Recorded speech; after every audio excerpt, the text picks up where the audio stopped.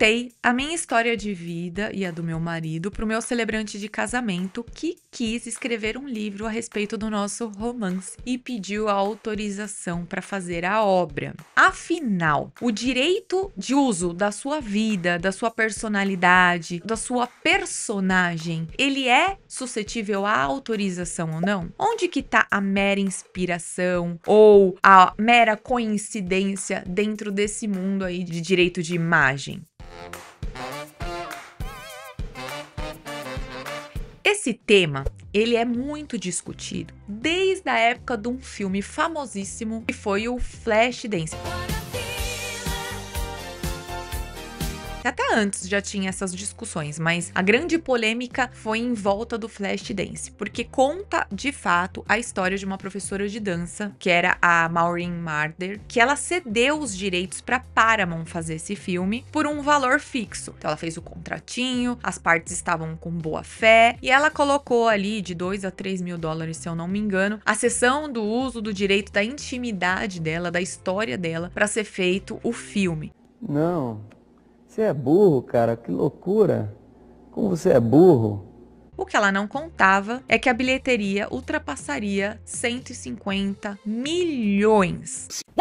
Ela recebeu 2 a 3 mil e fez 150 milhões. E não muito feliz, ela moveu um processo e perdeu na justiça, porque ela tinha um contrato de autorização, que na época de 2 a 3 mil era um valor coerente, e que esse boom que deu o filme não tinha como a Paramount saber que estouraria, nem ela. Até poderia ter acontecido o inverso, não ter vendido um ingresso e ainda assim a Paramount seria obrigada a pagar para ela a sessão da história dela, o uso da história dela, da intimidade e da imagem, ainda que ela não tenha colocado a cara a tapa. Por quê? O direito de imagem e o direito da intimidade, eles estão dentro do direito de personalidade que está garantida na nossa Constituição. E, em regra, é um direito intransferível, irrenunciável, porque é intrínseco na pessoa, tá dentro da pessoa. Ela não pode ceder a imagem, ela não pode ceder a intimidade dela. O que ela pode ceder é o uso disso. Logo,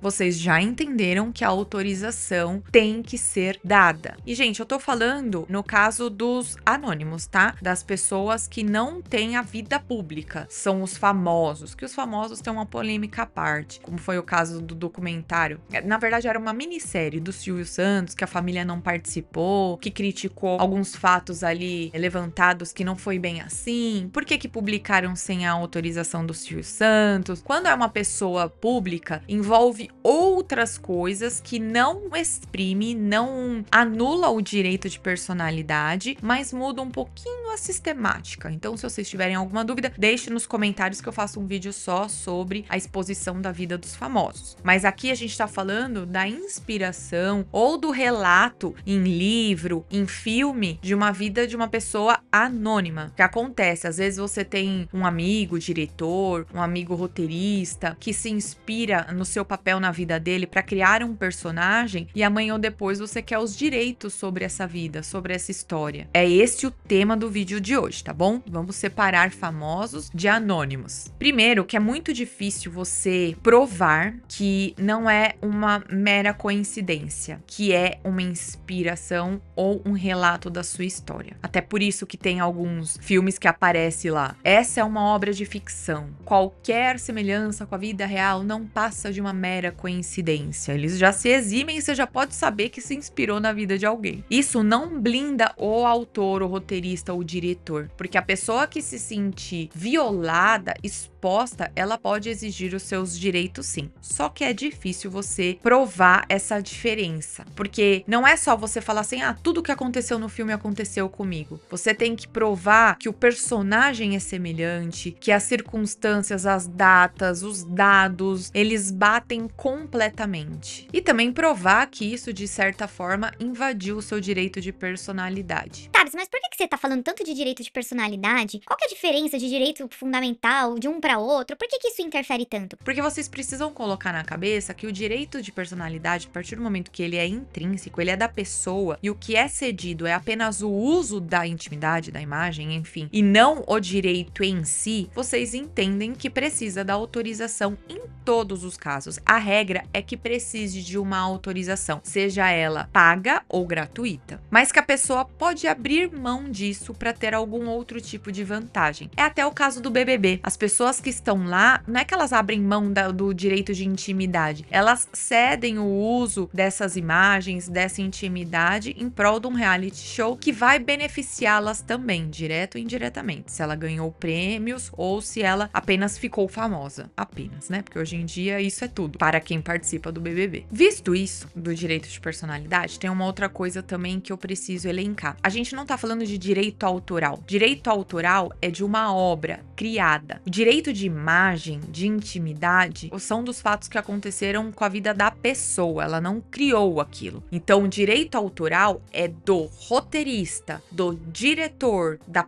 produtora que fez aquela obra da vida de alguém que tem o direito de imagem. São direitos diferentes, formas diferentes de dispor, porque o direito autoral, ele pode ser vendido, o direito de imagem não. E olha o que é interessante, aqui no direito autoral a gente não tá falando só do roteirista, a gente tá falando do diretor criativo, que materializa aquele roteiro, e tá falando também do responsável pela trilha sonora. São as três pessoas que criam aquela obra. Já o direito de imagem, a gente tá falando do personagem que foi inspiração ou que é o foco do relato dessa obra. Logo, para quem tem o direito autoral dessa obra, usar a história de alguém que tem direito de imagem, estamos falando de necessidade de autorização prévia. O que acontece muito é, vamos publicar. Se der chabu, a gente faz um acordo aqui com quem tem o direito de imagem, porque o direito de personalidade não é transferível. E aí que existem os contratos de cessão de uso, que foi o caso do Flashdance, ou teve outros casos famosos. Teve até aqui no Brasil, outro polêmico foi do Narcos, foi a vida do Escobar, que teve familiares, ele falou que não foi consultado para publicar algumas coisas, porque o direito da pessoa não é só daquela pessoa. A partir do momento que envolve a família, envolve fatos que podem atingir a vida de quem tá em torno dessa pessoa, essas pessoas que podem ser atingidas podem exercer os seus direitos. E nesses contratos também tem que estar previsto os limites da reestruturação. Sabe aquela comercialização da história? Pega uma história, dá uma floreada em algumas coisas ali para tornar mais comercializável, e isso tem que estar também no contrato. O personagem, o inspirado, a pessoa que foi base dessa obra, ela tem que autorizar ou não as modificações pelo diretor da obra. Os direitos autorais e o direito de imagem tem que estar muito bem atrelado num contrato. Uma vez que isso está atrelado, tem boa fé, não tem que se discutir depois se bombar de bilheteria. Logo, se você viu alguma coisa, alguma obra ou um livro que seja inspirado na sua história, você pode entrar em contato com o criador. Eu aconselho a entrar direto com a editora ou com a produtora, não ir já para processo judicial, para tentar ver o que dá para ser feito. Mas a regra hoje em dia é a autorização prévia. E por que esse vídeo é útil? Para você entender o porquê tá tendo essa treta na minissérie do filme da Griselda, que a Sofia Vergara fez, e os filhos da vida real da Griselda estão falando que ela deveria procurá-los para estudar a personagem antes de interpretar da forma que ela quer, que é essa reorganização, que é essa releitura de uma personagem ou de uma história. Se eles quiserem ir para a justiça, nada vão conseguir, porque a interpretação da personagem, desde que não deturpe a pessoa, não fira a honra dela, não tem o que se falar. Ela é a rainha da cocaína praticamente na história. Então, a Sofia Vergara, se ela não distorceu a postura da Griselda, não tem o que se falar. Assim, se fosse uma santa e ela interpretou como se fosse uma maldosa. Agora, se simplesmente só não conversou com os familiares para estudar a personagem e criar ali a sua postura, aí eu não vejo problema. Aí já tá extrapolando ali até onde os detentores da história real podem pôr a mão na criação de uma obra. E se você gostou, deixa o seu like, se inscreva no canal, compartilhe o vídeo com todo mundo que você conhece e até a próxima.